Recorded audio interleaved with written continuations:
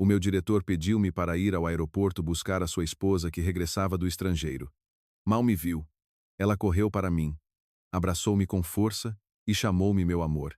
Antes que eu pudesse perceber o que estava a acontecer, uma caravana de carros de luxo aproximou-se por trás. O cheiro de um perfume desconhecido, intenso, mas puro, invadiu-me as narinas, fazendo com que um homem de 45 anos como eu ficasse paralisado por alguns segundos. No meio da atmosfera ruidosa, impregnada de odores humanos e da poeira do aeroporto Humberto Delgado numa tarde tardia, aquele abraço foi como um choque elétrico potente a percorrer-me a espinha. As duas palavras meu amor, proferidas por aquela boca bonita, não só me deixaram atordoado, como fizeram com que todos os passageiros à nossa volta se virassem para nos observar com um misto de curiosidade e admiração. Eu, um motorista envelhecido, com a minha camisa de colarinho puído, os sapatos de cabedal de sola gasta e um rosto marcado pelos dias de trabalho árduo, de repente tornei-me o centro de uma peça de teatro cujo guião nem sequer tinha tido tempo de ler. Tudo começou 3 horas antes, quando o senhor Valente, o diretor da empresa de transportes onde trabalho, me chamou ao seu escritório. O senhor Meiro Valente era um homem de sucesso, que exalava sempre o poder de quem detém o dinheiro e o destino de centenas de funcionários. Atirou-me a chave de um Audi e uma pequena fotografia, com uma voz fria. A minha esposa esteve em França a fazer uma especialização durante 3 anos e acabou de regressar. Estou ocupado a receber uma delegação importante de clientes japoneses, e não posso ir buscar. Lá. Leva o carro e vai buscá-la, levando-a diretamente para a nossa moradia em Cascais. E lembra-te, não cometas nenhum erro. Peguei na fotografia. Nela, uma mulher jovem com olhos profundos e um sorriso que era simultaneamente altivo e misterioso. Não me atrevi a perguntar por que razão ele não enviava um assistente de confiança ou um segurança profissional para buscar a esposa, mas escolhia um motorista de caminhões pesados como eu, alguém que estava habituado apenas às longas estradas e ao cheiro a gasóleo. Mas, na minha idade, com o peso de sustentar a família e de pagar os tratamentos da minha filha pequena, Margarida, que estava hospitalizada com uma insuficiência cardíaca grave, não me permitia fazer perguntas. Uma ordem era dada, e eu apenas obedecia. Conhecia bem o meu lugar, um grão de areia aos pés dos arranha-céus de homens como o senhor Valente. Conduzi o carro de luxo pelo trânsito intenso, refletindo sobre a diferença entre as classes sociais. Para o senhor Valente, este carro era apenas um meio de transporte. Mas para mim, era uma fortuna que, mesmo trabalhando toda a vida, nunca conseguiria alcançar.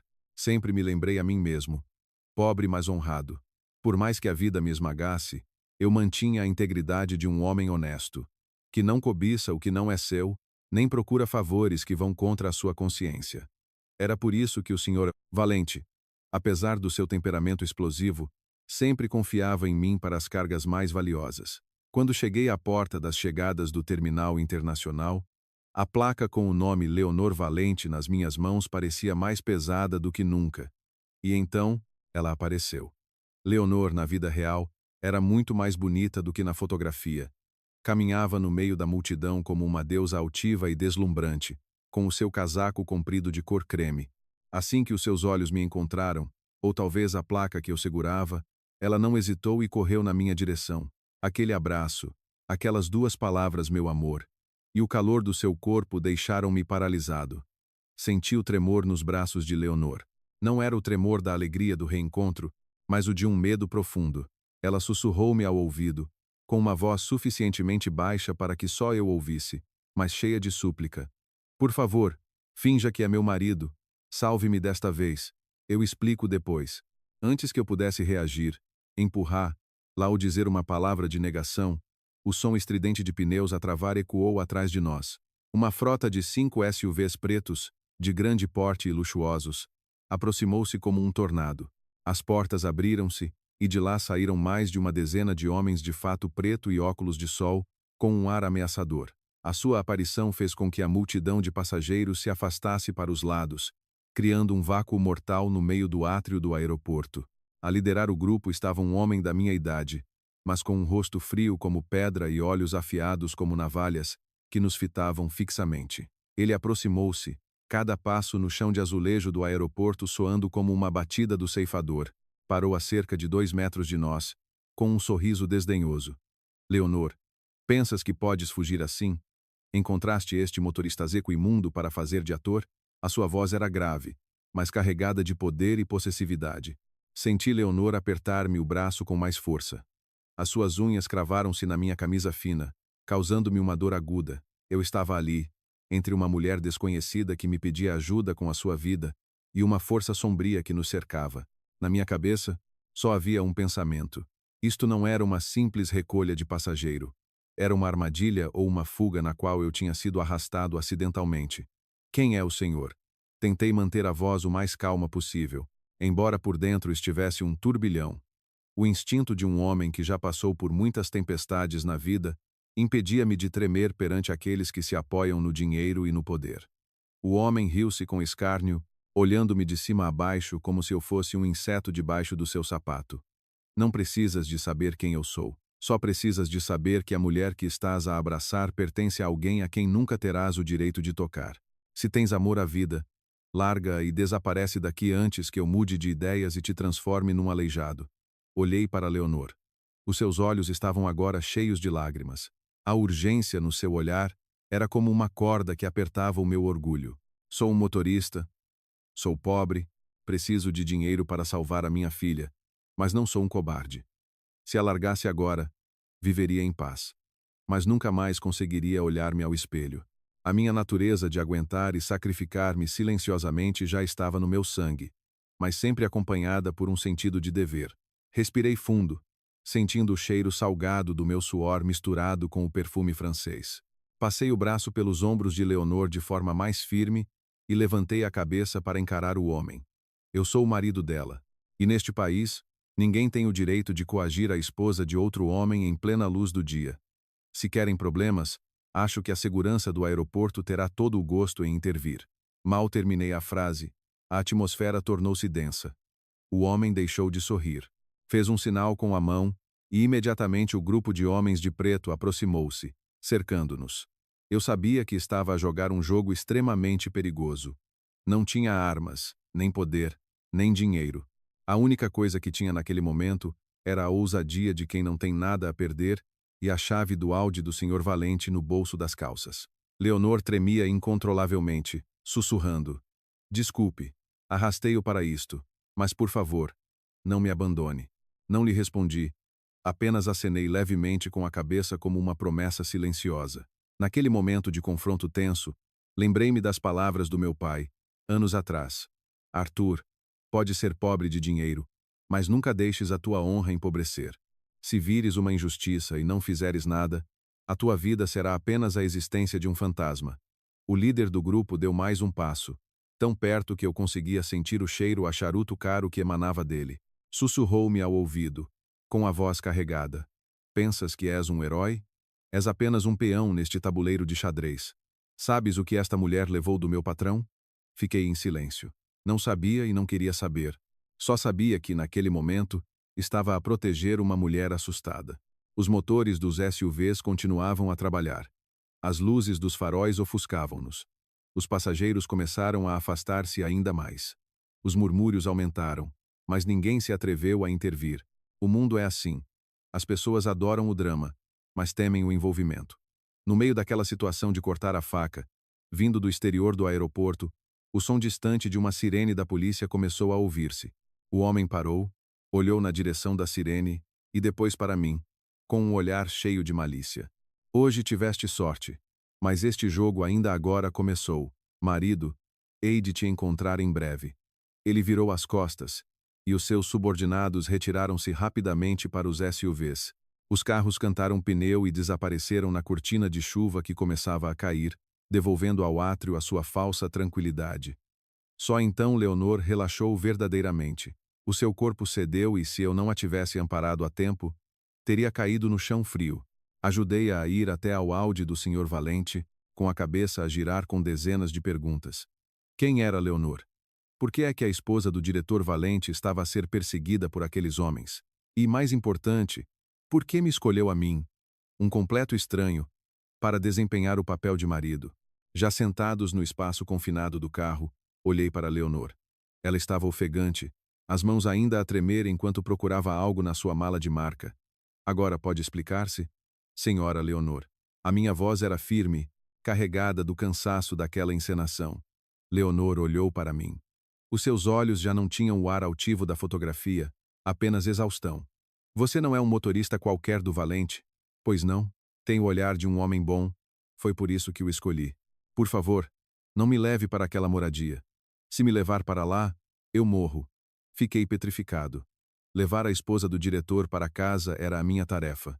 Se não o fizesse, perderia o emprego e a minha filha perderia a sua oportunidade de tratamento. Mas se o que ela dizia era verdade, se eu a estivesse a levar para a cova dos leões, em que me tornaria senão cúmplice do diabo? Olhei pelo retrovisor. Um carro preto familiar, da mesma caravana de há pouco, seguia-nos silenciosamente à distância. Esta viagem parecia ser muito mais do que apenas do aeroporto para Cascais. Era uma batalha onde o meu orgulho e a minha moral estavam a ser pesados contra a minha própria vida e a dos meus entes queridos. O Audi deslizava suavemente pela Avenida Marechal Gomes da Costa. Mas dentro de mim, uma tempestade rugia. Pelo retrovisor, o carro preto mantinha uma distância constante, seguindo-nos como um fantasma. Eu sabia que, se virasse em direção a Cascais, como ordenado pelo Senhor Valente, estaria a levar esta mulher para o destino que ela tanto temia. Mas se virasse noutra direção, estaria a apostar todo o meu futuro e, mais importante, a vida da pequena Margarida. Senhor Arthur, eu imploro-lhe, não me leve para lá, repetiu Leonor, a voz a falhar com o som da chuva que começava a cair mais forte no tejadilho do carro. Ele não é a pessoa que você pensa. O que vê é apenas uma fachada de luxo. Agarrei o volante com força, os nós dos dedos brancos. Sou apenas um motorista, senhora Leonor. Tenho uma família para sustentar. Tenho uma filha à espera do dinheiro para uma cirurgia. O senhor Valente é quem me paga o salário. É a única pessoa que pode ajudar a minha filha neste momento. O que quer que eu faça? Leonor ficou em silêncio por um longo momento, olhando pela janela para as luzes da rua que se esborratavam com a chuva. Eu compreendo. Todos temos os nossos problemas. Mas se soubesse que o dinheiro que ele usa para lhe pagar o salário, para salvar a sua filha, foi obtido à custa do sangue e das lágrimas de tantas outras pessoas, ainda conseguiria ter a consciência tranquila? A sua pergunta foi como uma agulha a espetar-se diretamente no meu coração. Sempre me orgulhei de viver de forma honesta, mas alguma vez me perguntei sobre a origem do dinheiro que recebia. Eu só sabia trabalhar, só sabia conduzir, só sabia esperar que no final do mês houvesse dinheiro suficiente para pagar as despesas do hospital. A verdade, por vezes, é um luxo ao qual os pobres como eu não se atrevem a tocar. O carro preto atrás de nós acelerou de repente, aproximando-se e piscando os faróis repetidamente, como um aviso arrogante. Senti o perigo iminente. Aqueles homens não temiam a lei, ou então acreditavam que o dinheiro estava acima da lei. Aperte o cinto, disse eu, com a voz tensa. O instinto de um motorista de longo curso despertou. Já não era o motorista envelhecido e subserviente ao diretor. Naquele momento, eu era o dono do volante, o dono da estrada. Virei bruscamente para uma rua estreita que só quem conhece Lisboa como a palma da mão se atreveria a entrar àquela velocidade. O Audi rugiu, desviando-se das esplanadas que se apressavam a recolher devido à chuva súbita. Leonor soltou um pequeno grito, agarrando-se com força à pega por cima da porta do carro. O carro preto perdeu o embalo, demorando alguns segundos a fazer a manobra para nos seguir. Mas esse tempo foi suficiente para eu fazer uma série de curvas apertadas pelas ruelas da zona de arroios. Sabia que não podia fugir para sempre. Este Audi era demasiado vistoso. Mais cedo ou mais tarde, iriam encontrar-nos. O que eu precisava agora era de um momento de calma para pensar. E para que Leonor me contasse a verdade, estacionei o carro num parque de estacionamento antigo e decrépito, escondido num complexo de apartamentos anterior a 1974. O local estava deserto. A luz amarelada e fraca dos candeeiros não era suficiente para iluminar a matrícula do carro. Desliguei o motor. A escuridão envolveu-nos, restando apenas o som da chuva a cair e as nossas respirações ofegantes. Fale. Por que tem tanto medo do Senhor Valente? E quem eram aqueles homens de há pouco? Olhei diretamente nos olhos dela, que agora eram apenas dois poços escuros na penumbra. Leonor respirou fundo, parecendo tentar acalmar a sua alma destroçada. O Sr. Valente não se dedica apenas aos transportes. Isso é apenas uma fachada para uma grande rede de lavagem de dinheiro e contrabando. Há 3 anos, ele obrigou-me a ir para a França, dizendo que era para uma especialização, mas na verdade era para eu supervisionar as suas contas secretas lá. Eu consegui reunir provas. Quero sair deste casamento infernal. Quero expor as suas atividades. Ela tirou da mala uma pequena pen USB, de uma cor prateada e fria. Está tudo aqui. Os homens que nos perseguiam no aeroporto não são do Valente. São de um sócio espanhol, a quem o Valente deve uma quantia enorme de dinheiro. Querem usar-me como refém para o forçar a pagar. E o Valente, ele mandou buscar-me não por afeto, mas porque sabia que eu tinha isto. Ele precisa desta pen USB para apagar os seus rastros e salvar o seu cargo de diretor. Senti um arrepio percorrer-me o corpo. Afinal, eu era apenas um peão insignificante num jogo sujo. O Sr. Valente não confiava em mim. Usou-me apenas porque sabia que eu estava encurralado. Sabia que eu não me atreveria a traí-lo por causa da vida da minha filha. A bondade que ele me tinha demonstrado ao longo dos anos, as perguntas sobre a saúde da pequena Margarida, tudo não passava de um cálculo cruel. O meu orgulho foi profundamente ferido. Pensei que, apesar de pobre, tinha conquistado o respeito do meu superior através do meu trabalho árduo. Afinal, aos olhos dele, eu não era diferente de um animal engordado para o abate. Se eu a entregar a ele, terei dinheiro para salvar a minha filha, mas tornar-me-ei um assassino indireto, não é? Perguntei amargamente. Leonor não respondeu de imediato. Colocou a sua mão sobre a minha, que repousava na alavanca das mudanças. A sua mão estava gelada, mas transmitiu-me uma força estranha.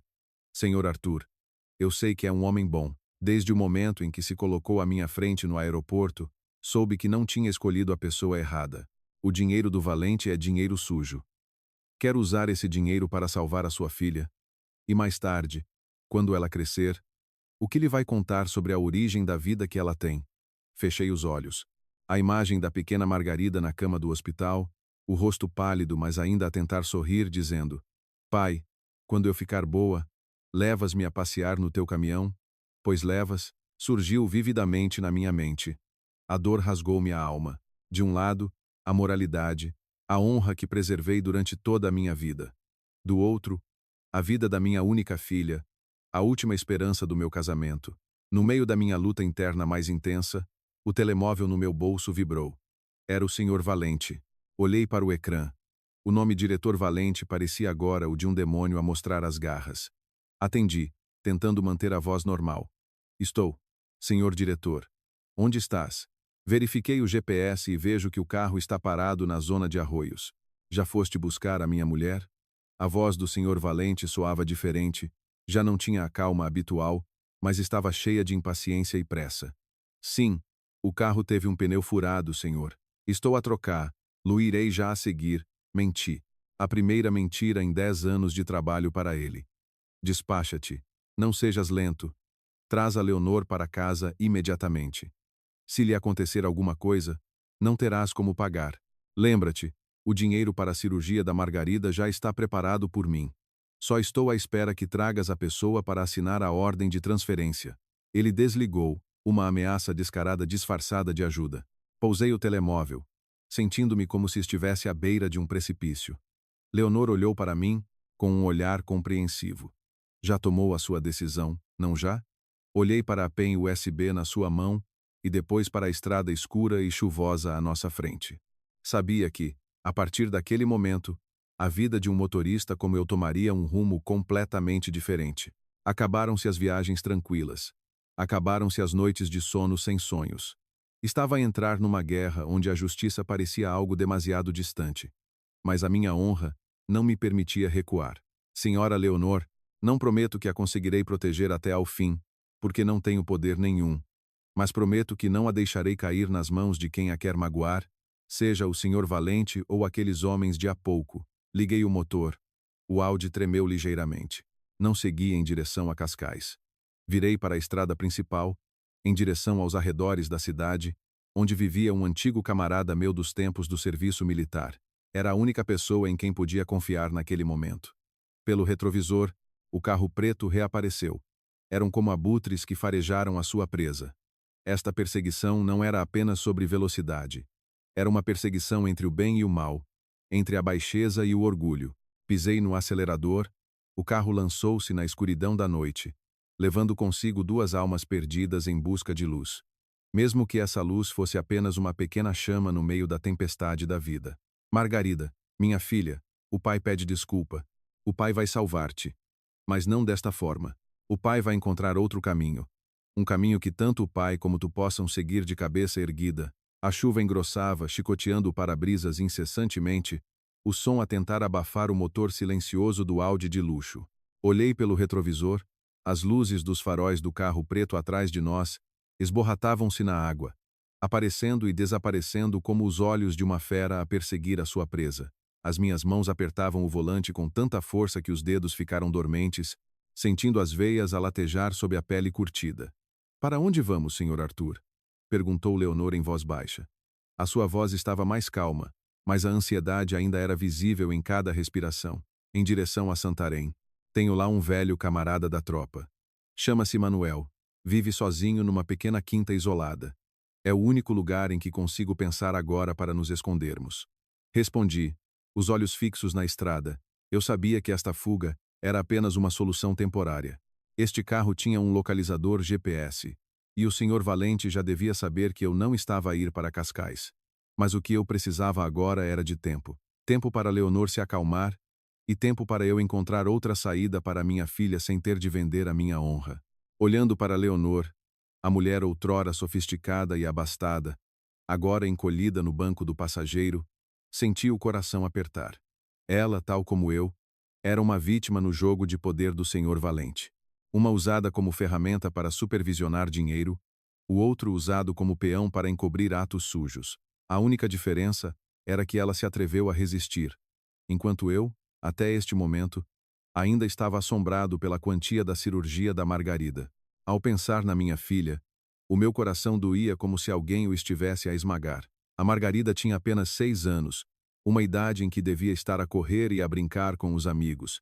Mas em vez disso, estava numa cama de hospital, ligada a tubos de soro.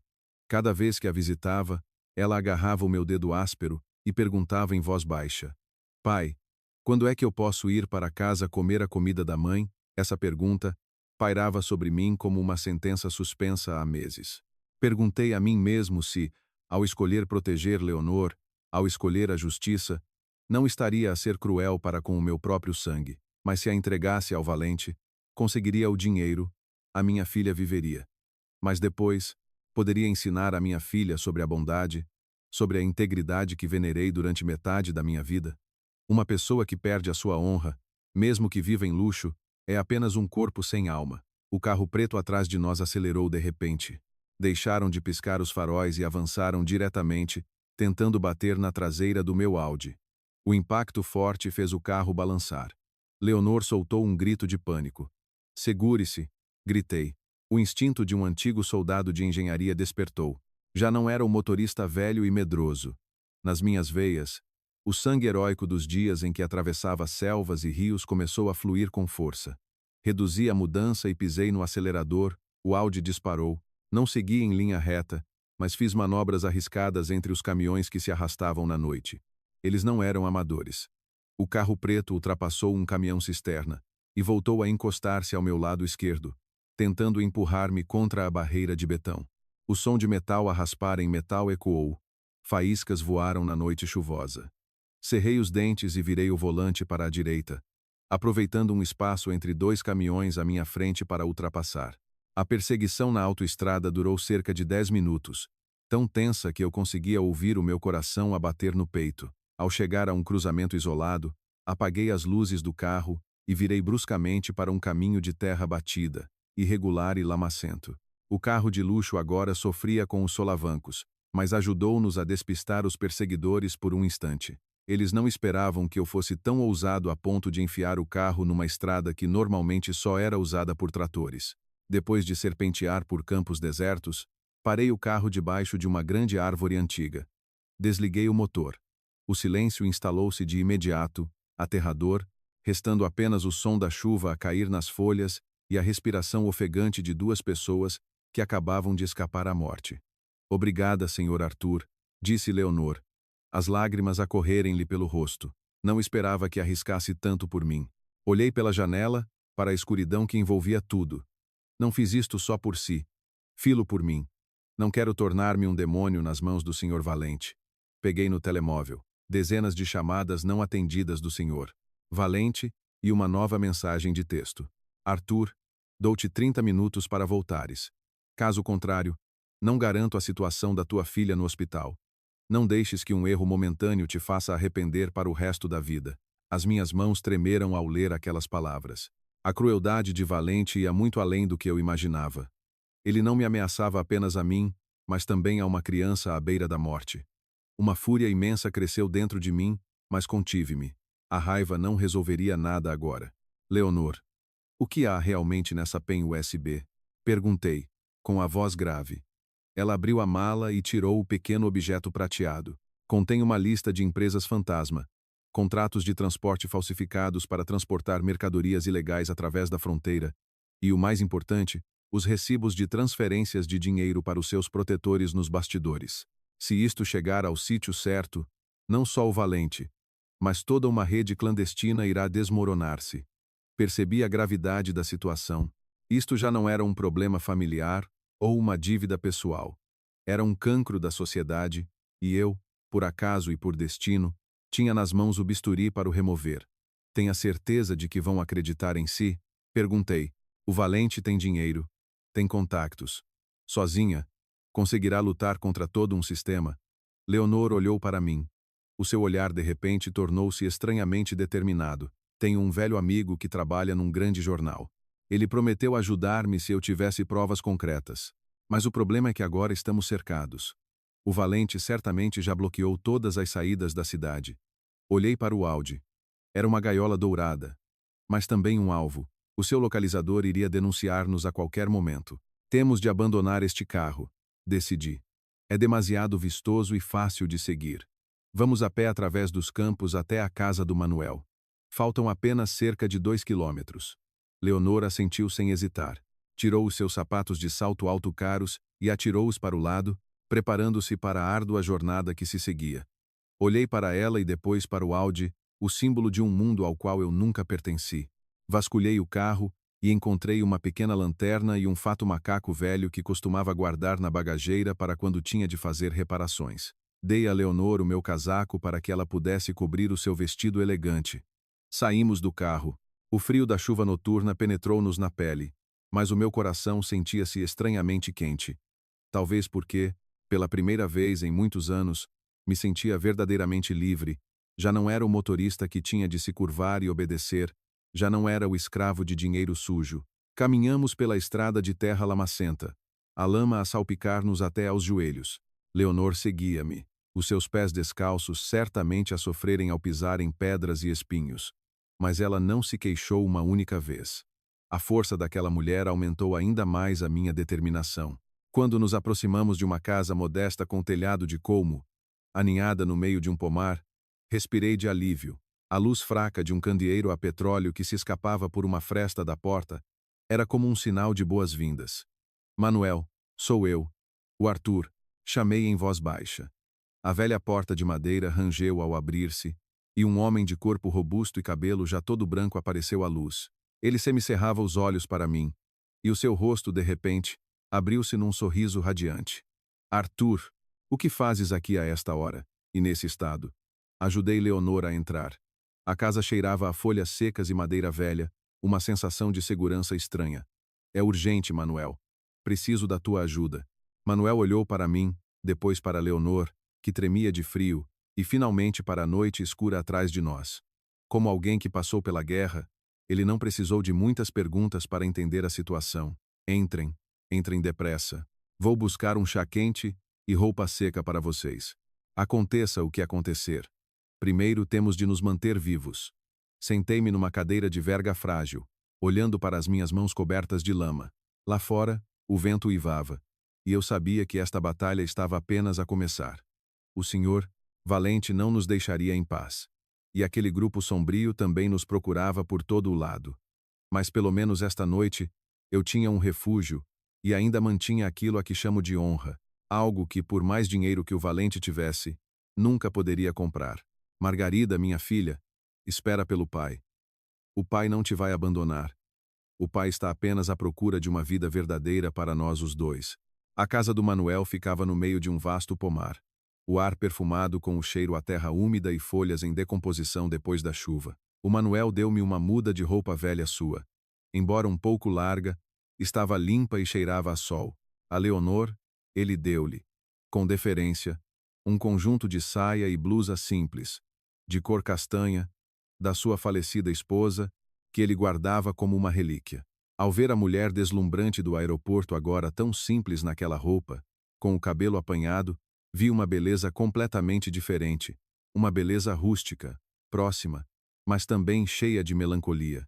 O Manuel preparou um bule de chá de cidreira quente. O vapor subia, afastando o frio que se tinha infiltrado nos nossos corpos. Ele olhou para mim e suspirou. Arthur, desde que saímos da tropa, continuas com essa mania de te meteres em problemas, mas desta vez parece que o problema em que te meteste é grande e pega fogo facilmente. Bebi um golo de chá. O sabor amargo dissolveu-se na ponta da língua, deixando um travo doce, tal como a minha vida. Manuel, não tive outra escolha. Ver alguém em apuros e não ajudar, como é que se consegue dormir em paz? Além disso, percebi que trabalhei para um demônio durante todo este tempo sem saber.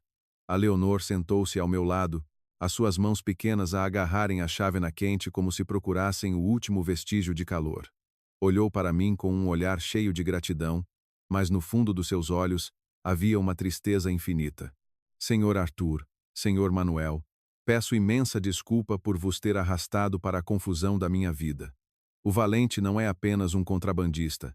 Ele é um pervertido do poder. Ele vê-me como um objeto decorativo, uma moeda de troca. Durante 3 anos em França, vivi sob vigilância 24 horas por dia, 7 dias por semana, pelos seus lacaios. Se não fosse esta pequena falha, enquanto ele estava ocupado com os clientes japoneses, eu nunca teria conseguido pôr as mãos naquela pen USB. A Leonor contou que a sua família era de pequenos comerciantes dos arredores, que caíram na miséria devido à falência. O Valente apareceu como um salvador, pagando todas as dívidas dos seus pais. Mas em troca, ela teve de assinar um contrato de casamento sem amor. Foi enviada para a França, supostamente para estudar, mas na realidade para dar o nome a empresas fantasma no estrangeiro, ajudando o Valente a lavar o dinheiro sujo do contrabando e da evasão fiscal. Eu vi motoristas como o Sr. Arthur, que por um momento de ganância, foram empurrados pelo Valente para a criminalidade, alguns até perderam a vida nas estradas da fronteira, e depois ele limpava as mãos como se nunca os tivesse conhecido. Eu não quero mais fazer parte desse crime. Ao ouvir a Leonor, senti um arrepio. Lembrei-me de colegas da empresa, homens que desapareceram subitamente depois de algumas viagens estranhas. E o senhor, Valente, apenas anunciava brevemente que tinham pedido a demissão por motivos familiares. Afinal, tudo fazia parte de um plano cruel dele. Nesse momento, o telemóvel no meu bolso vibrou novamente. Desta vez não era o Valente, mas a minha esposa. O meu coração disparou ao ver o nome dela no ecrã. Helena? Aconteceu alguma coisa com a Margarida? Tentei manter a voz calma, mas do outro lado só ouvia os soluços da minha esposa. Arthur, o médico acabou de ligar. Disseram que o estado da Margarida piorou de repente. Ela precisa de ser operada amanhã de manhã, sem falta. Se não, já não haverá tempo. Pediram-nos para pagar imediatamente 15.000 euros de depósito para a cirurgia. Já falaste com o Sr. Valente?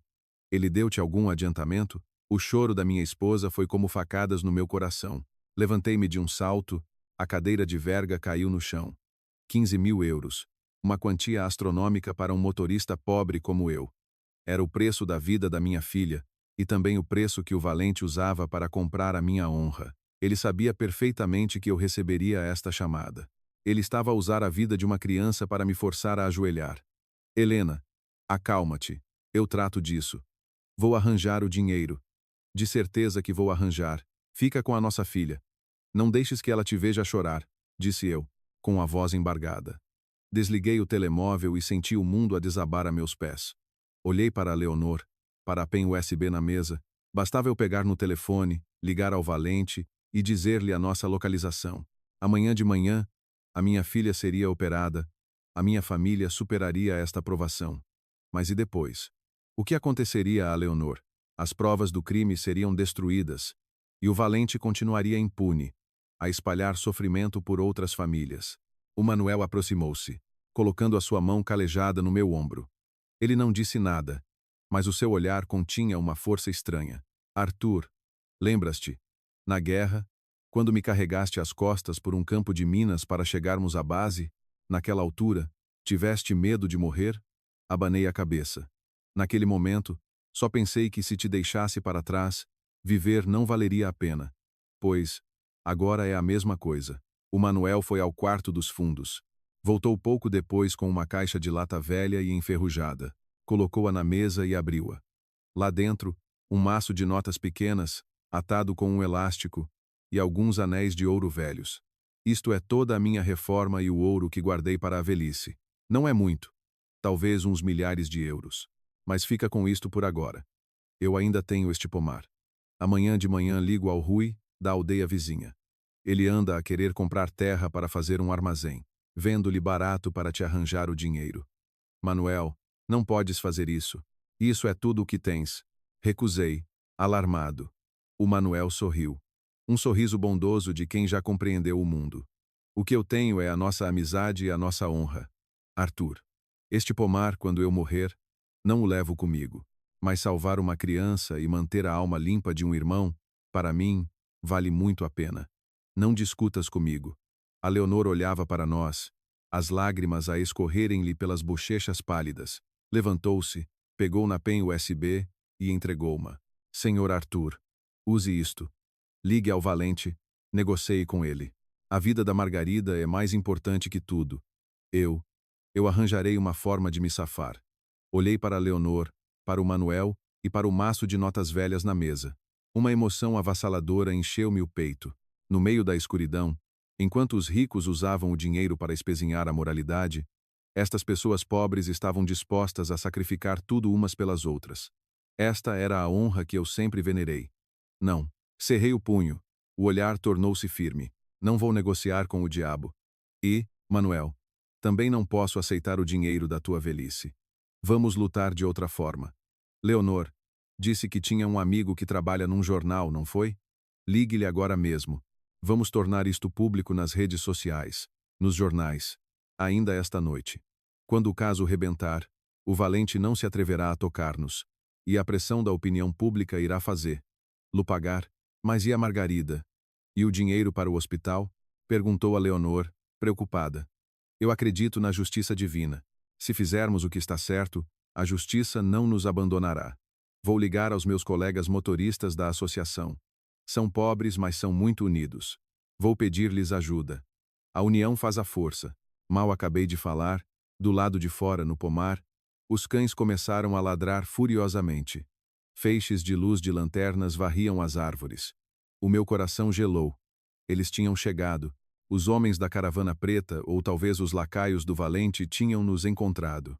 O Manuel apagou rapidamente o candeeiro a petróleo, e a casa mergulhou numa escuridão total. Leva-a pela porta dos fundos, corram pelo pomar em direção ao rio. Tenho lá um pequeno barco a motor que uso para pescar. Liguem o motor e fujam rio abaixo. Há um pequeno posto da guarda costeira mais à frente. Eles irão proteger-vos. Deixem que eu os entretenho aqui. Manuel, sozinho. Como é que vais enfrentar, Luz? Perguntei, preocupado. O Manuel agarrou num pesado pau de madeira maciça. Os seus olhos brilhavam na escuridão como os de um velho tigre pronto para a luta. Estás a subestimar este velho. Antigamente, sozinho com uma espingarda, consegui defender uma colina inteira. Quanto mais contra estes miúdos. Vão, não deixem que a justiça se afogue na escuridão. Ajudei a Leonor a correr para a porta dos fundos. O som de passos a pisar as folhas secas aproximava-se. Gritos e ameaças ecoaram, rasgando a paz da aldeia. Olhei para trás e vi a silhueta do Manuel, firme no alpendre, e rezei em silêncio pelo meu velho amigo. Esta guerra já não era só minha. A escuridão no pomar era densa como resina, prendendo-se aos nossos pés. Eu guiava Leonor com uma mão, e na outra, segurava a pequena lanterna, sem me atrever a acendê-la, orientando-me apenas pelos relâmpagos ocasionais que rasgavam o céu. A lama sob os nossos pés era escorregadia, Cada passo uma luta para não cair. Um barulho forte veio da casa do Manuel, seguido de gritos e do som de objetos a partirem-se. O meu coração apertou. Sabia que o Manuel estava a enfrentar aqueles homens violentos sozinho. Um homem de quase 70 anos com um pau de madeira. Como poderia ele deter um grupo de jovens fortes e sem escrúpulos? Pensei em voltar, mas a mão trêmula de Leonor na minha apertou-se com mais força. Senhor Arthur, não. O Manuel disse para irmos. Se formos apanhados, o sacrifício dele será em vão. A sua voz era desesperada, as lágrimas misturavam-se com a chuva no seu rosto. Cerrei os dentes, engolindo a amargura. Já tinha visto demasiados sacrifícios na minha vida, desde os camaradas que caíram no campo de batalha até aos trabalhadores pobres esmagados pela vida. Não podia deixar o Manuel sofrer mais. Mas Leonor tinha razão. Eu carregava nos ombros não só a vida dela, mas também a verdade sobre os crimes de Valente e a última esperança da pequena Margarida. Atravessamos os velhos pomares, os ramos baixos a arranharem-nos o rosto. Leonor já não era a mulher sofisticada do aeroporto. Era agora um ser humano a lutar pela vida com todos os seus instintos primários. Os seus pés descalços pisavam em espinhos. O sangue misturava-se com a lama. Mas ela não soltou um único gemido. Estamos quase a chegar. Aguente firme, senhora Leonor. Sussurrei, tentando dar alguma esperança no meio da noite escura. O som da água do rio a bater na margem tornava-se cada vez mais claro, o cheiro forte a lodo invadia-nos as narinas. Ao longe, o rio Tejo corria com força, a sua superfície escura como a boca de um monstro gigante. O pequeno barco a motor do Manuel estava atracado sob a sombra de uma árvore na margem, escondido por uma densa vegetação. Ajudei Leonor a entrar no barco. Ela sentou-se de repente, ofegante, completamente encharcada e a tremer. Fui verificar o motor, as minhas mãos a tremerem de nervosismo. Na minha mente, a imagem da Margarida na cama do hospital ressurgiu. Faltavam poucas horas para o amanhecer, poucas horas para a cirurgia. 15.000 euros. Esse número dançava à minha frente como uma maldição. Perguntei-me se estava a fazer a coisa certa. Se ligasse ao Valente agora, talvez tudo terminasse bem para minha família. Mas depois, olhei para Leonor, para a pen USB que ela ainda segurava com força como se fosse uma boia de salvação. E lembrei-me do sorriso bondoso do Manuel ao dar-me o maço de notas velhas. Não, eu não podia. A vida da minha filha não podia ser construída sobre as ruínas da minha honra e da traição a um amigo. O motor não pegava. O meu coração parecia que ia saltar do peito. Puxei a corda de arranque outra vez, e outra. O som seco do motor ecoou no silêncio da margem, como que a denunciar a nossa posição. Estão ali. Atrás deles, gritou uma voz vinda do pomar. Feixes de luz de lanternas varreram a margem do rio. Vi as silhuetas de pelo menos 4 ou 5 homens a correrem na nossa direção a uma velocidade incrível. Não tinham armas de fogo, mas nas suas mãos brilhavam barras de ferro e katanas sob a luz dos relâmpagos. Ligue o motor, senhor Arthur. Por favor, gritou Leonor, a voz a falhar de desespero. Respirei fundo, concentrando toda a minha força e esperança no último puxão. E então, o motor rugiu, soltando fumo preto. Empurrei o barco para fora da margem. Mesmo a tempo, um dos homens saltou para a água, a sua mão a centímetros do barco. O barco a motor disparou, deixando para trás os insultos e as luzes das lanternas que se afastavam na escuridão. O rio à noite estava cheio de perigos, com massas de jacintos de água à deriva e rochas submersas. Tive de me concentrar ao máximo para pilotar o barco, evitando os obstáculos. Leonor encolheu-se no meio do barco. Começou a tirar o telemóvel, tentando encontrar rede para contactar o seu amigo jornalista. Não há rede, senhor Arthur. Não há rede aqui, disse ela, olhando desesperada para o ecrã escuro do telemóvel. Olhei em frente, para onde o rio se alargava. Não se preocupe. Vamos em direção ao posto da guarda costeira. Lá teremos rede e pessoas para nos proteger. Mas a vida não é como nos sonhos. Atrás de nós, um som de motor diferente, muito maior e mais potente, rasgou a noite. Uma lancha rápida surgiu do nada, a sua luz de busca potente a incidir diretamente sobre nós, ofuscando-me. São eles. Tem uma lancha, gritou Leonor. O meu sangue gelou. Valente tinha se preparado demasiado bem, não deixou nenhuma ponta solta. Aquela lancha iria apanhar-nos em poucos minutos. Uma ideia louca surgiu na minha mente. Lembrei-me das lições de tática fluvial dos tempos do exército. Este rio tinha muitos braços que se desviavam para riachos estreitos, onde lanchas grandes teriam dificuldade em manobrar. Senhora Leonor, agarre-se com força. Virei bruscamente o barco em direção a uma grande massa de jacintos de água que flutuava perto de um pequeno riacho à esquerda. O pequeno barco a motor contornou a vegetação e entrou no coração do manguezal. A lancha atrás de nós também não desistiu. Reduziu a velocidade, mas continuou a seguir-nos persistentemente.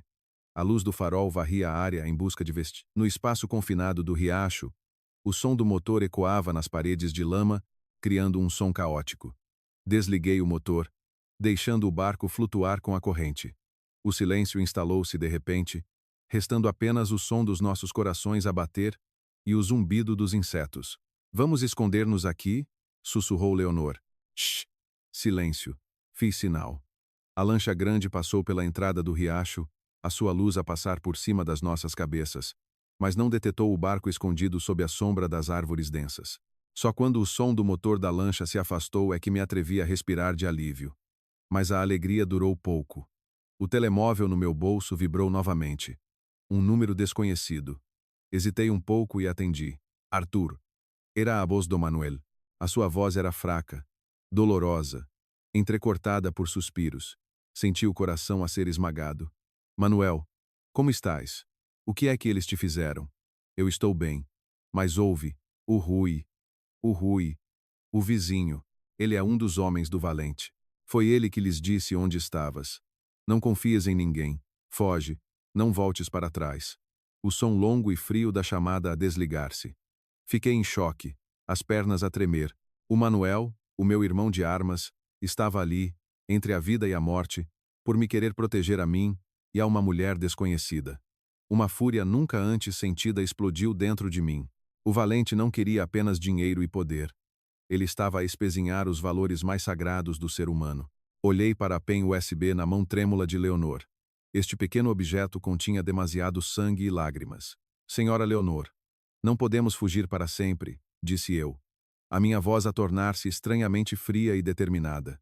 Se não acabarmos com isto esta noite, o Manuel vai morrer. A minha filha não terá a oportunidade de ser operada, e a senhora será sempre uma presa a ser caçada. Mas o que podemos fazer? Eles têm homens, carros, uma lancha.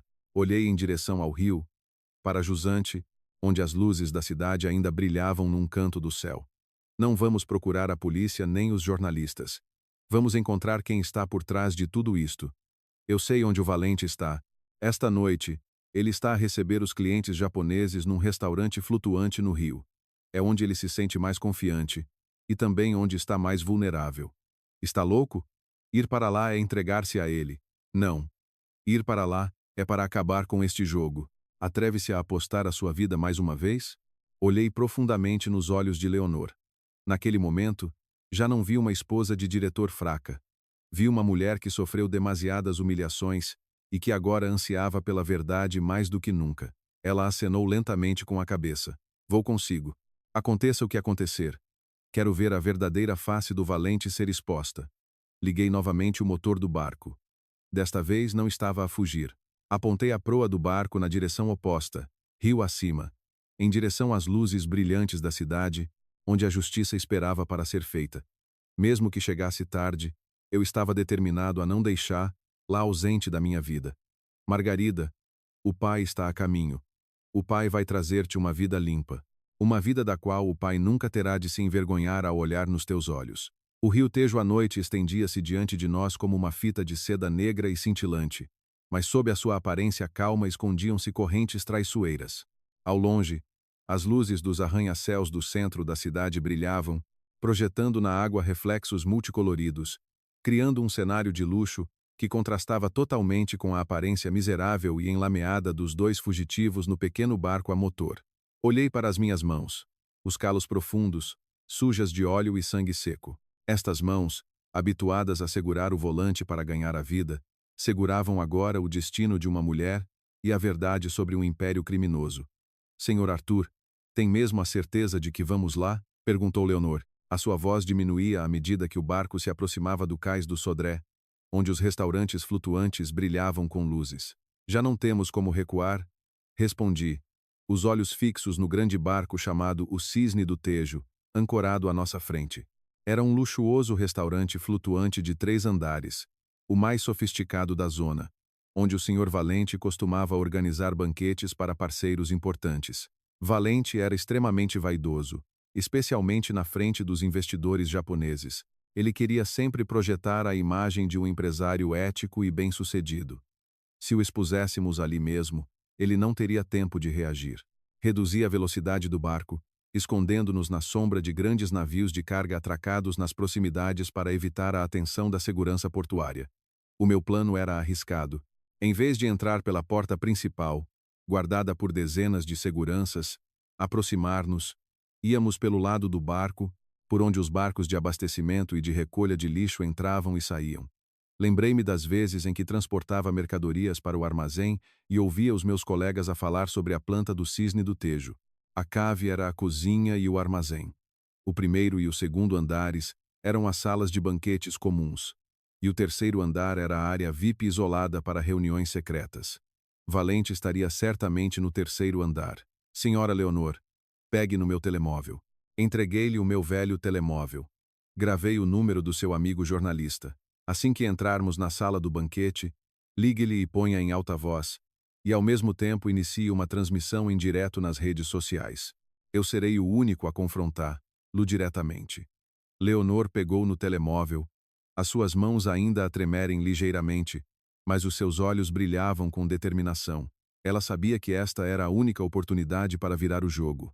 Amarramos o barco a um pilar de betão debaixo de uma ponte de acesso, e subimos silenciosamente as escadas de ferro enferrujadas que levavam à área da cozinha na parte de trás do restaurante. O cheiro delicioso da comida, o aroma a bebidas fortes e a música suave que vinha da sala de banquetes criavam um contraste ridículo com a nossa situação. Os empregados de mesa corriam de um lado para o outro. Ninguém reparou em 2 pessoas com roupas de trabalho velhas a esgueirarem-se por entre as prateleiras. Peguei num grande tabuleiro, coloquei algumas garrafas de vinho caro, e vesti um casaco branco de um empregado que estava pendurado num cabide, tentando esconder a minha aparência suja.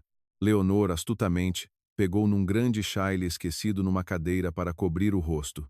Subimos as escadas de serviço em direção ao terceiro andar. Cada passo que dava era pesado.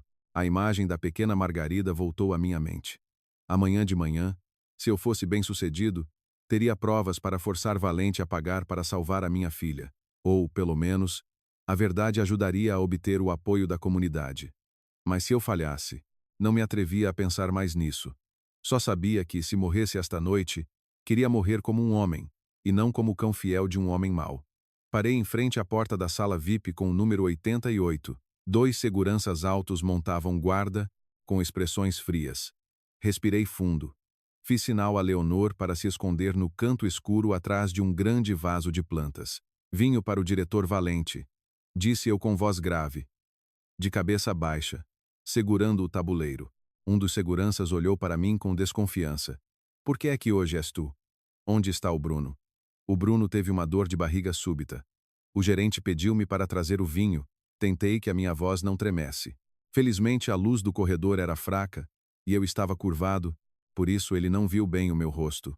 Ele assentiu levemente e fez sinal ao outro segurança para abrir a porta. No momento em que a pesada porta de madeira se abriu, uma luz amarela quente e o cheiro a charutos caros saíram. Lá dentro, o Sr. Valente estava sentado no lugar central, ao lado de 3 homens japoneses de meia idade e algumas jovens bonitas a servir vinho. Ele ria e falava animadamente, parecendo completamente relaxado, como se nada tivesse acontecido. Entrei e pousei o tabuleiro na mesa. Valente ainda não me tinha reconhecido. Estava demasiado ocupado a explicar um projeto de transporte de 1.000 milhões com investimento estrangeiro. Senhor diretor, o vinho está servido, disse eu em voz alta e firme. Valente parou. O sorriso nos seus lábios desapareceu quando viu o meu rosto. Os seus olhos arregalaram-se, cheios de espanto e um vislumbre de medo. Ele não esperava que um motorista reles como eu pudesse aparecer ali, naquele estado. Arthur, que raio estás tu a fazer aqui? Rosnou Valente, tentando manter a calma em frente aos clientes. Vim devolver-lhe o que lhe pertence, senhor diretor, disse eu, tirando a pen USB do bolso e erguendo-a para que todos vissem.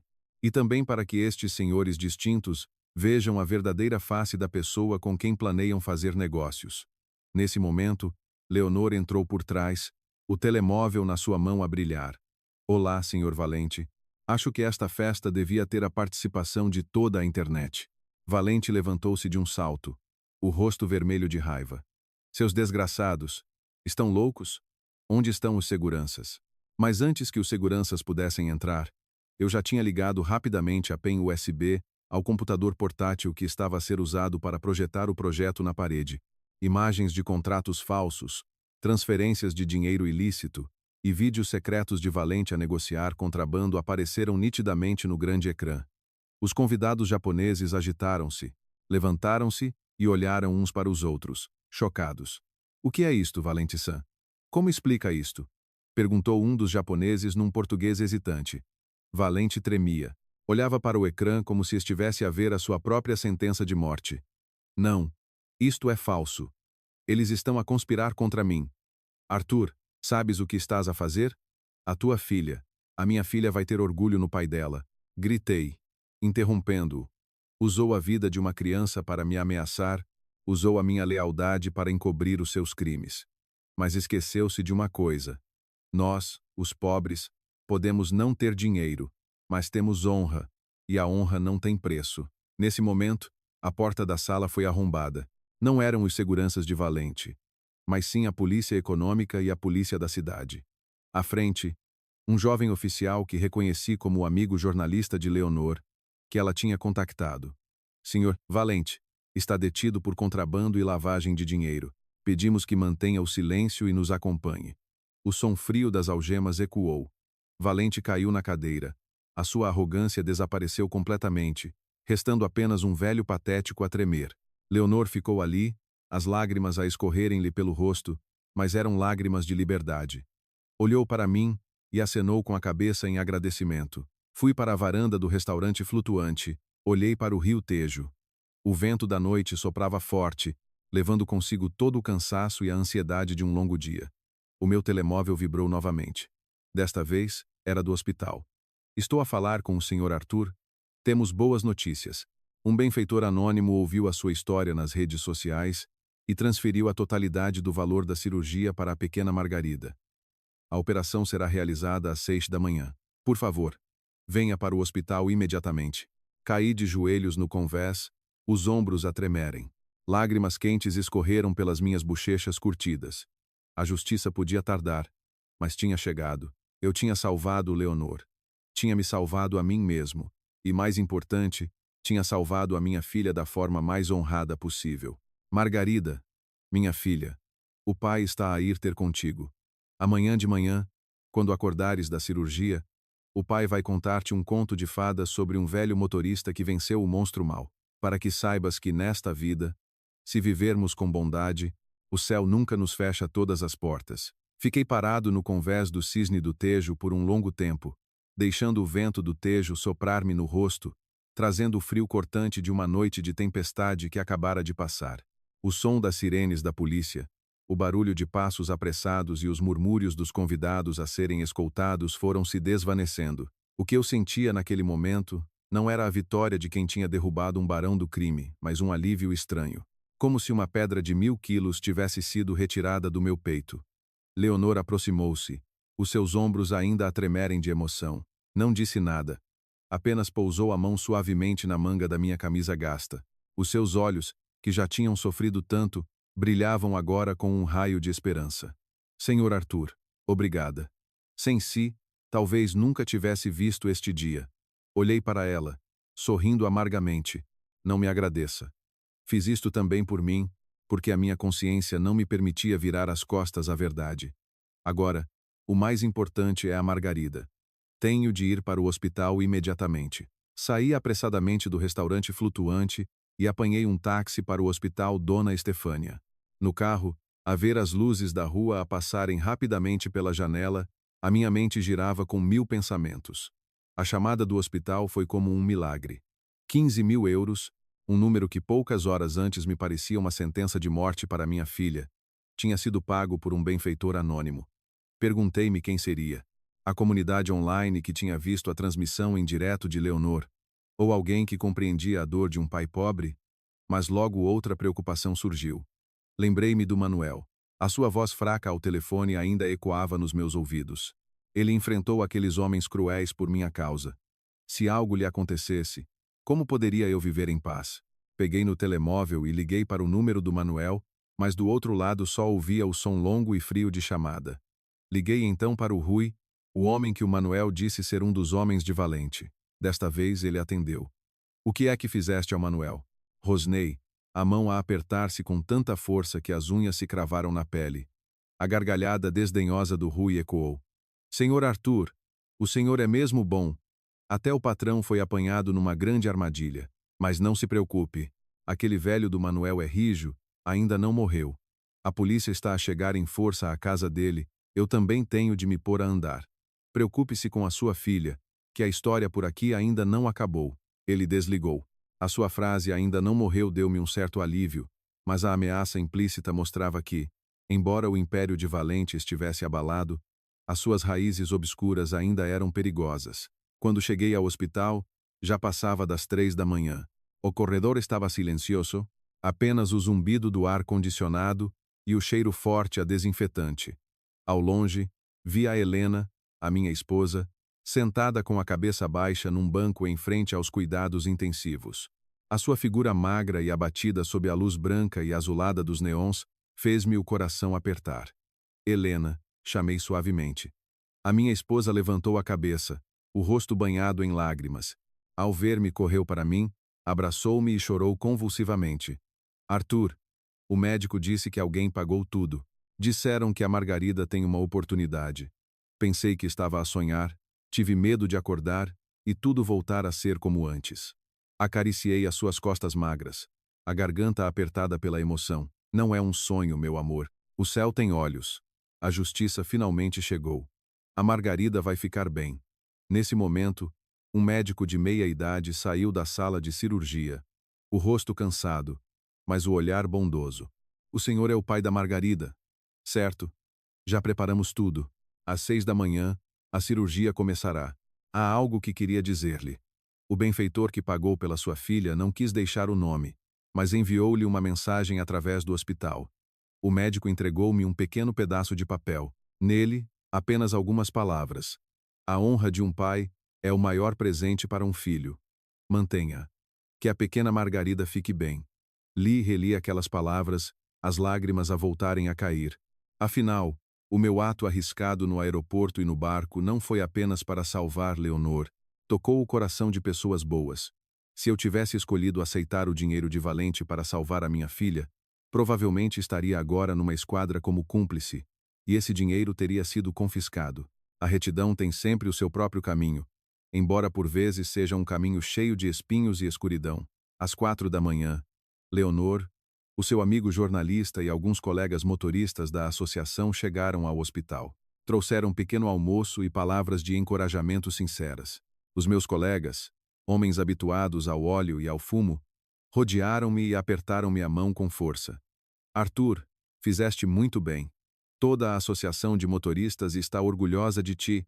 O Valente caiu, a partir de agora já não temos de aguentar a exploração dele, disse um deles, com a voz cheia de entusiasmo. Mas, no meio daquela alegria, não esqueci o meu dever.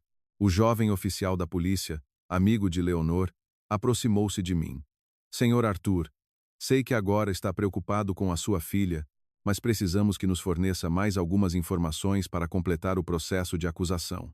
O seu testemunho sobre as anteriores cargas ilegais de Valente é uma prova viva de extrema importância. Olhei para minha esposa, para a porta da sala onde a Margarida estava, e assenti. Estou pronto. Vou contar tudo o que sei. Quero que o mal seja erradicado pela raiz. Durante as 2 horas seguintes, sentei-me num canto sossegado do corredor e contei tudo o que tinha testemunhado nos 10 anos em que trabalhei para Valente. Desde as viagens noturnas a transportar caixas de origem desconhecida através da fronteira até as vezes em que Valente forçou os motoristas a falsificar faturas. Quanto mais falava, mais nojo sentia do sistema do qual eu tinha feito parte. Percebi que o silêncio das pessoas honestas é, por vezes, o terreno fértil para o mal florescer. Quando terminei o meu depoimento, o sol começava a raiar. Os primeiros raios de luz atravessaram as janelas do hospital, iluminando o chão, trazendo calor e um novo começo. As enfermeiras começaram a empurrar a cama da pequena Margarida para a sala de cirurgia principal. Ela ainda estava em coma induzido, o rosto pequeno e pálido, mas parecia serena. Eu e a Helena corremos ao lado da cama, segurando a sua mãozinha fria. Margarida, força. Minha filha, o pai, a mãe e toda a gente estão aqui à tua espera, sussurrei-lhe ao ouvido, na esperança de que o nosso laço sagrado lhe transmitisse força. A porta da sala de cirurgia fechou-se com um baque. A luz vermelha acendeu-se. Uma nova batalha começava. A batalha para arrancar a vida das mãos da morte. Sentei-me ao lado da Helena, as nossas mãos entrelaçadas. O silêncio tomou conta do espaço. Apenas o tic-tac do relógio na parede contava os segundos do destino. Nesse momento, o telemóvel de Leonor tocou. Ela atendeu, e após um momento, o seu rosto iluminou-se. Virou-se para mim, a voz a tremer de alegria. Senhor Arthur, o senhor Manuel foi levado para o hospital distrital. Os médicos dizem que ele tem lesões nos tecidos moles e uma costela partida, mas não corre perigo de vida. Acabou de acordar e perguntou por si. Respirei de alívio. Mais um peso saía dos meus ombros. O Manuel estava vivo.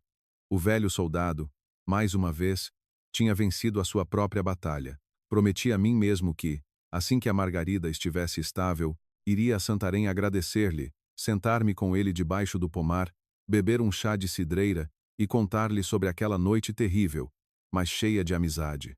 Mas enquanto a luz da sala de cirurgia ainda não se apagava, uma figura de fato preto apareceu no final do corredor.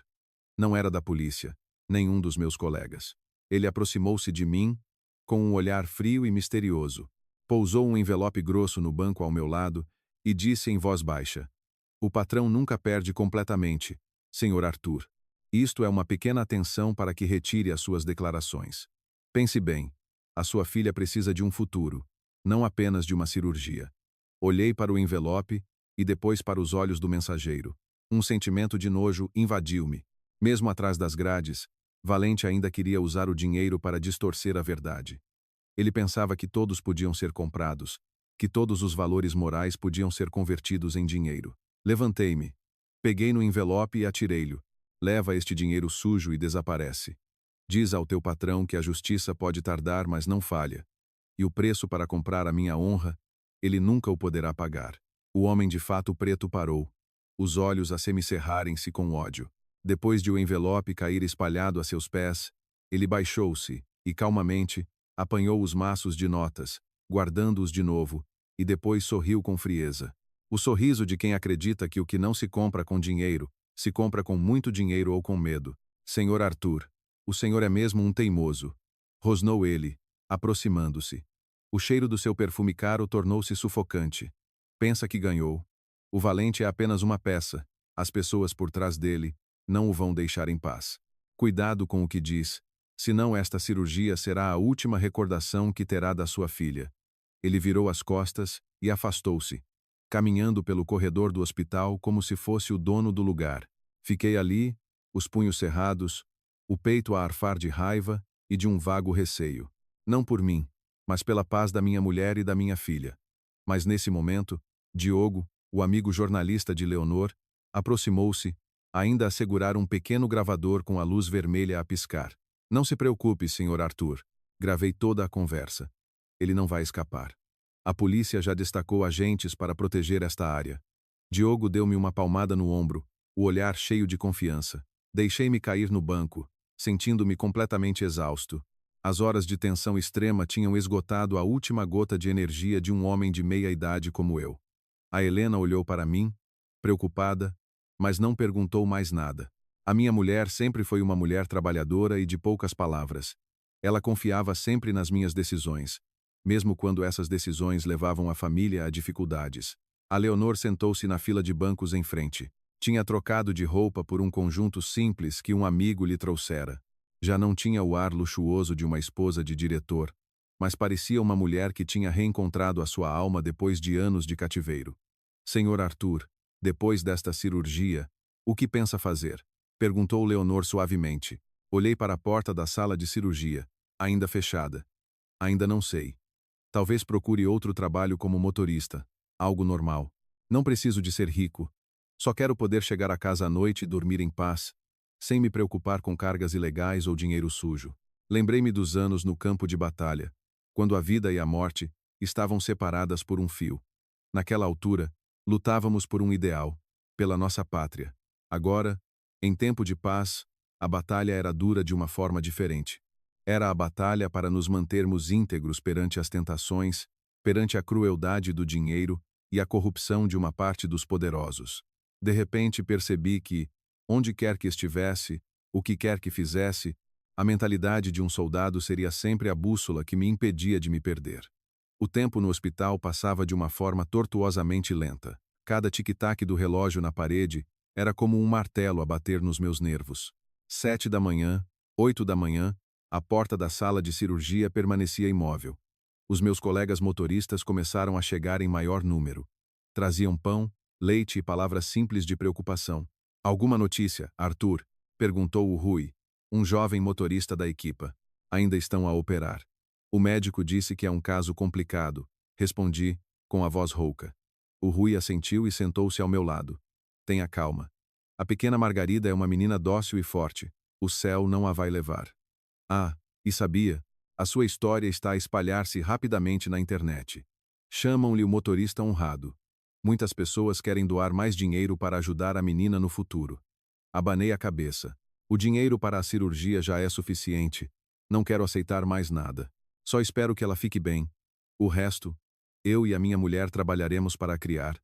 A dignidade é a última coisa que um homem pobre como eu se pode agarrar.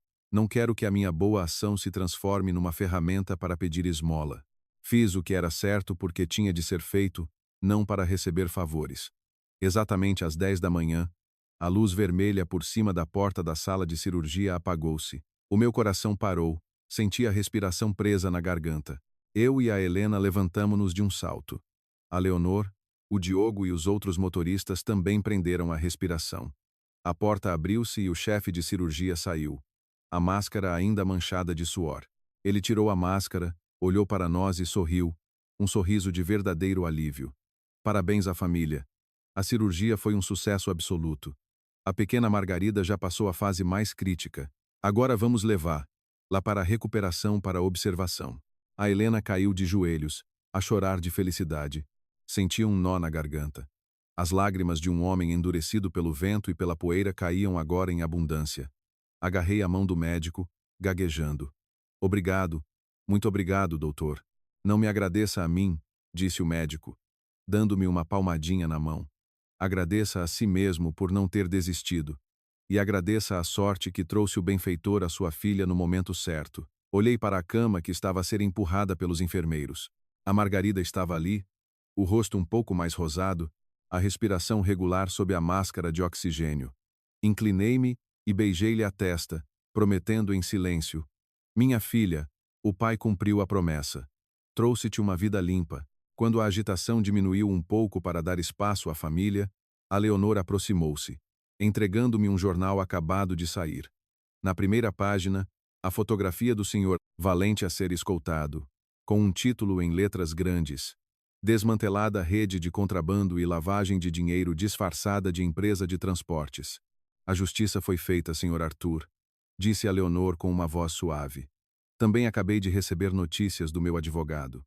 Todos os bens ilícitos de Valente foram congelados. Vou usar a minha parte legal do patrimônio para criar um fundo de apoio aos filhos de motoristas com dificuldades. Queria que o senhor fosse o conselheiro desse fundo." Olhei para Leonor, para o futuro que se abria à minha frente. "Agradeço-lhe, mas deixe-me pensar. Agora só quero dedicar o meu tempo a Margarida." Nesse momento, um homem mais velho, de fato simples, aproximou-se pelo corredor. Olhou para mim por um momento e depois sorriu, acenando com a cabeça. Reconheci-o como o homem que estava à distância na noite no cais, aquele que eu pensei ser um segurança. "Senhor Arthur, fui eu que paguei a cirurgia da pequena Margarida", disse ele, com uma voz grave e calorosa. Fiquei atônito. "O senhor? Quem é o senhor? Por que me ajudou tanto?" O homem sorriu. "Sou um velho soldado como o senhor, e também o pai de uma das vítimas que foi prejudicada pelo Valente há muitos anos. Eu andava a vigiar, há muito tempo, mas não tinha provas suficientes para o derrubar. Foi o seu ato de integridade na noite passada que foi o empurrão final. Aquele dinheiro não é um favor, é uma recompensa pela sua coragem. O Senhor não salvou apenas a sua filha, salvou também a justiça para muitas outras pessoas. Fiquei sem palavras. Afinal, não existem coincidências na vida. Cada ato de bondade que semeamos germinará quando menos esperamos. A justiça pode tardar, mas encontra sempre o caminho para aqueles que a merecem. Naquela tarde, sentei-me ao lado da cama da Margarida, segurando a sua mãozinha. Lá fora, o sol da tarde dourado espalhava-se pelas árvores do jardim do hospital. Eu sabia que o caminho à frente ainda teria muitas dificuldades, mas com a mentalidade de quem atravessou a escuridão sem se perder, já não temia nada. A Margarida mexeu um dedo, os seus olhos abriram-se lentamente. Olhou para mim, os lábios a moverem-se. Pai, pai. Sorri, as lágrimas a caírem novamente. Mas desta vez, eram lágrimas de paz absoluta. O pai está aqui, minha filha. O pai está aqui contigo. Nos dias que se seguiram, a minha vida regressou gradualmente à sua tranquilidade habitual. Mas dentro de mim, um novo capítulo tinha realmente começado. A Margarida recuperou a uma velocidade milagrosa, as suas bochechas começaram a corar, e o seu sorriso radiante estava sempre nos seus lábios. Todas as manhãs, ao lá dar os primeiros passos no corredor do hospital, sentia todo o cansaço e as tribulações daquela noite fatídica desaparecerem. A minha esposa, Helena, parecia ter rejuvenescido alguns anos. O peso da preocupação no seu rosto foi substituído por uma sensação de paz e profunda gratidão. Quanto ao Sr. Valente, o caso explodiu como uma bomba no setor dos transportes. Com as provas irrefutáveis da PEN USB de Leonor e os testemunhos detalhados meus e de outros motoristas, ele não teve como negar os crimes. Valente foi condenado a 15 anos de prisão por contrabando, lavagem de dinheiro e suborno. Todos os seus bens ilícitos foram confiscados, e os seus protetores nos bastidores foram sendo expostos um a um. A justiça, de facto, tinha chegado. Embora tardia e conseguida à custa de muitos perigos, manifestou-se com toda a sua autoridade, provando que a escuridão nunca pode encobrir a luz para sempre. Leonor decidiu não aceitar qualquer parte dos bens daquele casamento infernal. Escolheu recomeçar do zero como intérprete e dedicar o seu tempo a gerir a fundação de caridade para os filhos de motoristas pobres que tanto desejava criar. Antes de deixar a cidade para uma longa viagem de trabalho, veio visitar-me a mim e a minha filha uma última vez. Senhor Arthur, devo-lhe a vida e uma lição de dignidade, disse Leonor, os seus olhos agora estranhamente serenos. Percebi que o status e o dinheiro são coisas efêmeras. É a honra interior que nos permite mantermos-nos firmes no meio da tempestade. Eu apenas sorri e apertei-lhe a mão com força. Somos todos pessoas em busca da verdade, senhora Leonor. Desejo-lhe paz no seu novo caminho. Quando a pequena Margarida teve alta, a primeira coisa que fiz foi levar a família a Santarém para visitar o Manuel. A modesta casa de Colmo ainda lá estava, aninhada sob os pomares verdejantes.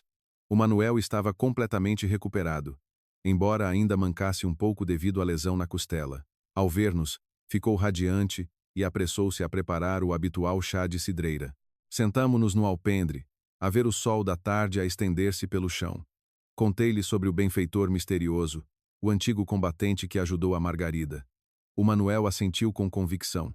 Vês, nesta vida, a honra pesa muito. Pessoas com os mesmos ideais, com o mesmo sangue de retidão, onde quer que estejam, acabam sempre por se encontrar. Mantiveste a fibra de um soldado, e isso é o mais valioso. Olhei para as minhas mãos. Já não seguravam o volante de carros de luxo, mas preparavam-se para conduzir o velho caminhão de uma pequena e honesta empresa de transportes que me tinha acabado de contratar. O salário não era alto, mas cada euro que eu levava para casa para a Helena e para a Margarida era limpo e cheirava a suor honesto. Já não me sobressaltava ao ver a polícia de trânsito, nem passava noites em branco a preocupar-me com cargas ilegais. Naquela noite, sentei-me sozinho no quintal, a olhar para o céu estrelado dos arredores. O vento noturno soprava suavemente, trazendo o cheiro das plantas e uma paz absoluta. Lembrei-me da ameaça do homem de fato preto no hospital. Ele tinha razão. Valente era apenas uma peça. O mundo lá fora ainda está cheio de tentações e de pessoas que usam o dinheiro para manipular consciências. Mas eu já não tinha medo. Percebi que quando um homem ousa enfrentar a morte para proteger a sua honra, não há escuridão que o possa fazer vacilar. A minha história é talvez semelhante a milhares de outras histórias de trabalhadores por todo este país.